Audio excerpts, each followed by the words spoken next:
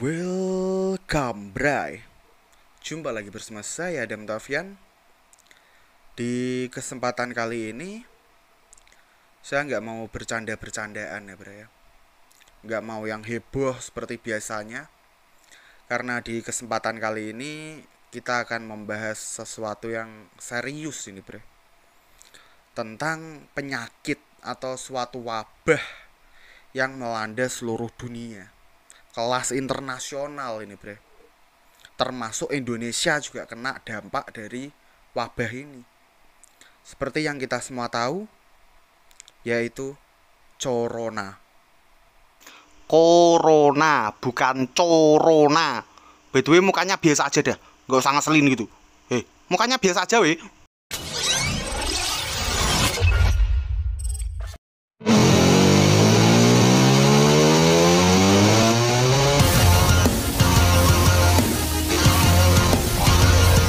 Sangat banyak sekali dampak dari corona ini, Bre. Korban-korban dari corona ini, Bre. Mulai dari masyarakat menengah ke bawah, yang istilahnya miskin, ya kan, menengah ke atas, sampai yang ke atas, public figure, youtuber-youtuber yang terkenal, pembawa-pembawa acara itu kan, pengusaha kelas atas, semua kena dampaknya, Bre. Ini udah wabah kelas internasional gitu loh, Bre. Yang bahkan negara sekelas Amerika Serikat itu pun gak siap gitu loh menghadapi wabah seperti ini, Bre. Banyak korban sekali di sana, itu banyak, Bre. Apalagi yang statusnya masih negara berkembang seperti negara kita tercinta ini, Bre. Banyak, Bre. Banyak sekali korbannya, Bre. Bukan cuma korban dari corona dalam hal penyakit, ya kan. Maksudnya kena dalam penyakitnya gitu. Tapi juga berdampak pada ekonomi gitu loh, Bre. Berdampak pada sosial juga. Bre kan tahu sendiri kan, kota-kota semua itu pada sepi sekarang. Ya emang itu kondisinya sekarang seperti itu, Bre. Gak boleh keluar, ya kan. Harus tetap stay di rumah, melakukan segala aktivitas di rumah gitu loh, Bre. Gak boleh keluar. Itu udah aturan pemerintah, ya kan. Apalagi yang bikin tambah sedih, wabah tersebut, wabah ini, corona ini, itu dia meluncur ke Indonesia di saat momen yang kurang tepat gitu loh, Bro. Karena Bre tahu sebentar lagi kan kita sudah mendekati bulan Ramadan, Bro. Bulan Ramadan, ya kan. Bulan yang ditunggu-tunggu sama sahabat-sahabat kita, saudara-saudara kita yang muslim, ya kan. Dimana bulan yang ditunggu-tunggu ini kan bulan yang suci, yang biasanya pada mudik, ya kan, kumpul sama keluarga, kumpul sama sanak family, bulan yang bahagia lah pokoknya. Tapi di tengah-tengah kebahagiaan tersebut harus ada ketakutan gitu loh, Bro. Harus ada corona ini kan, sedih gitu loh, Bro. Bre bisa bayangkan sendiri dengan adanya masyarakat disuruh di rumah terus, ya kan.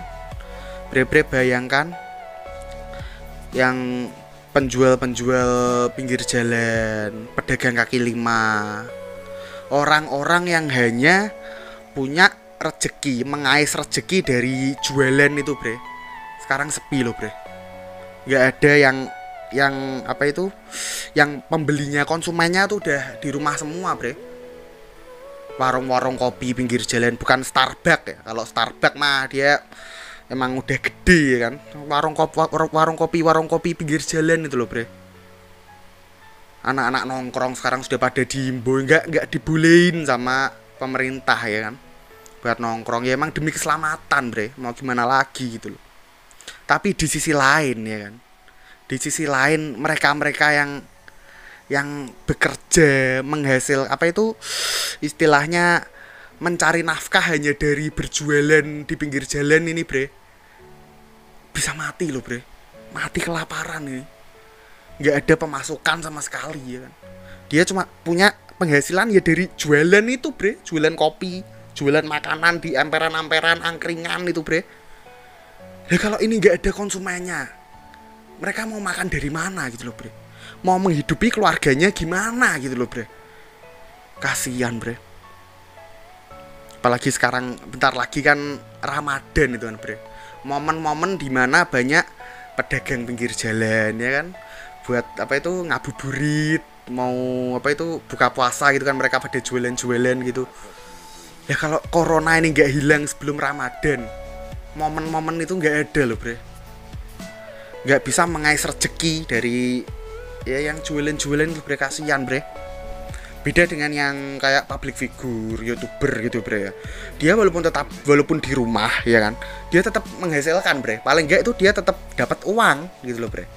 Public artis-artis, MC apa itu, MC talk show gitu kan, dia masih syuting kan bre, masih tampil di TV, masih dibayar gitu loh bre.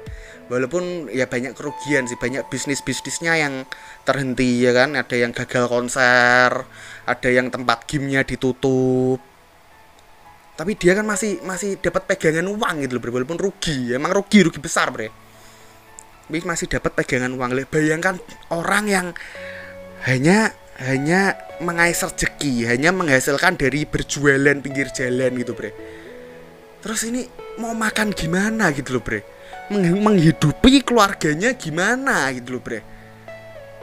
Nggak cuma penjual aja bre ya, termasuk tukang ojek online gitu kan, ojek pengkolan kan juga kena imbasnya bre. Ada yang supir apa itu transportasi umum ya kan, dimana udah nggak boleh beroperasi katanya, itu juga ya kasihan loh bre. Dia itu ya balik lagi seperti penjual tadi bre, dia itu dapat penghasilan ya cuma dari situ gitu loh bre, nggak punya, dia itu bukan youtuber bukan public figure yang tetap menghasilkan uang walaupun di rumah gitu loh bre. Dia itu satu-satunya penghasilannya ya cuma dari mangkal, dari nyupir ya, nyupir angkot, nyupir bis. Terus kalau nggak boleh beroperasi ini di bisa buta mata loh bre, dia bre bisa melakukan segala cara untuk menghidupi keluarganya. Betulnya dampak dari corona ini juga sampai di pengusaha yang besar bre. Sebagai contoh ini, pengusaha hotel ya kan. Saya sendiri itu pernah menjadi karyawan hotel, mantan karyawan hotel bre saya itu bre. Gimana sekarang ya para hoteliers yang nyebutnya itu bahasa kerennya hoteliers, para pegawai hotel tuh sekarang lagi berduka loh bre. Ya gimana gak berduka bre, contoh aja yang seperti saya dulu, pegawai laundry ya kan, pegawai housekeeping yang bersihin kamar hotel, itu mereka mau kerja di rumah gimana caranya gitu loh bre. Mereka kan kalau mau kerja ya tetap di hotel, tapi sekarang kondisi sekarang ya bre, hotel seluruh Indonesia, bisa dibilang seluruh dunia juga ini lagi sepi-sepinya gitu bre. Di keadaan sekarang itu siapa yang mau nginep di hotel, yang mau menginap di hotel itu siapa gitu loh bre. Dia kasihan gitu loh bre. Itu salah satu contoh ya, salah satu contoh perusahaan besar yang saya ambil ini hotel ya kan. Kasihan juga itu loh bre. Bukan kasihan pemilik hotelnya ya, kalau pemilik hotelnya, ownernya itu pasti mereka punya bisnis yang lain lah, tetap makan gitu bre. Lah karyawannya ini loh bre, karyawan yang ya sama, yang cuma punya uang, menghasilkan uang dari kerja di hotel itu bre. Mereka menghidupi keluarganya dari gaji kerja di hotel gitu. Gila kalau dia udah gak digaji, udah dipaksa libur, dipaksa cuti, bahkan sampai ada yang dikeluarkan, terus mereka mau ngasih makan keluarganya apa gitu loh bre.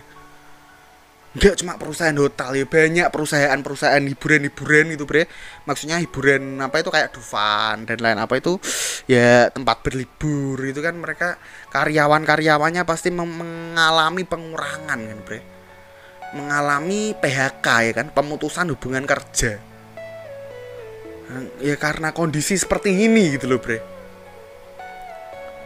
Miris, kasihan gitu loh bre, kasihan sekali bre. Kalau masalah kemiskinan itu bisa diperbaiki setelah virus ini hilang. Tapi kalau nyawa nggak bisa dikembalikan, bre. Itu emang bener, saya akuin, bre. Tapi gini, bre. Kalau seandainya virus ini belum hilang dan mereka terlanjur miskin, terlanjur buta ya kan, maksudnya bukan buta matanya, buta pikirannya. Bre tahu sendiri, orang kalau udah kepepet, bahasa Jawanya itu kepepet atau tertekan karena nggak ada pemasukan sama sekali dan diharuskan membayar hutang lah, menghidupi anak istrinya lah. Mereka kalau udah kepepet ya, udah tertekan, mereka bisa melakukan apa saja loh bre. Bre pasti tahu sendirian kasus-kasus di luar, di Indonesia juga pernah sih. Mall-mall dijarah, toko-toko dijarah. Itu kan ya karena mereka miskin tapi udah gak tahu mau ngapain lagi gitu kan bre. Udah buta. Itu bisa loh bre, terjadi itu sangat-sangat bisa bre. Begal ya kan, maling, itu juga lebih bahaya lagi bre. Bisa makin kacau gitu loh bre. Indonesia ini bisa makin ya gimana ya, tapi emang keadaan sih bre, mau gimana gitu loh. Saya sendiri juga belum punya solusi gitu loh bre. Kalau kita memaksakan untuk hidup seperti biasa, seperti normal, tetap nongkrong, tetap membeli jajanan-jajanan, nongkrong di warung kopi gitu ya, resikonya gede juga bre. Masalah corona ini bre. Balik lagi sesuai judul video ya bre, semoga corona hilang sebelum bulan Ramadan gitu loh bre.